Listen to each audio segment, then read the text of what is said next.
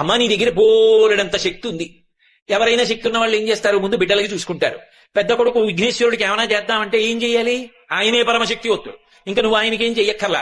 ఇక రెండో వాడు సుబ్రహ్మణ్యుడు మహాజ్ఞాని, ఆయనకేమీ చెయ్యక్కర్లా. మీ ఆయన మహానుకో అమ్ముణ్ణి కలిచేశాడు, ఇంకా ఆయన వివాహం ఎందుకు చేసుకుంటాడు. కానీ అలాంటి వాణ్ణి తపస్సు చేసి ఉంచి మెడలో తాళి కట్టించుకోడు, నీది కదా గొప్పతనం. కాబట్టి నువ్వు శంకరుడికి ఏం చేస్తావు నీ శక్తితో, ఏమీ చెయ్యక్కర్లా, ఆయన మహానుభావుడు. మరి నీ శక్తి అంతా ఏం చేస్తావు, పెద్ద కొడుక్కి నువ్వేం చెయ్యక్కర్లా, రెండో వాడికి చెయ్యక్కర్లా, మీ ఆయనకి చెయ్యక్కర్లా, మీ శక్తిని అంతటిని ఏం చేస్తావు అంటే నన్ను వచ్చి అడగక్క. ఎవడైనా వచ్చి ఆవిడ దగ్గర ఇలా వంగితే చాలట, అప్ప ఒక్కడ దొరికాడు రాని ఇవ్వడానికని ఇచ్చేస్తుంది.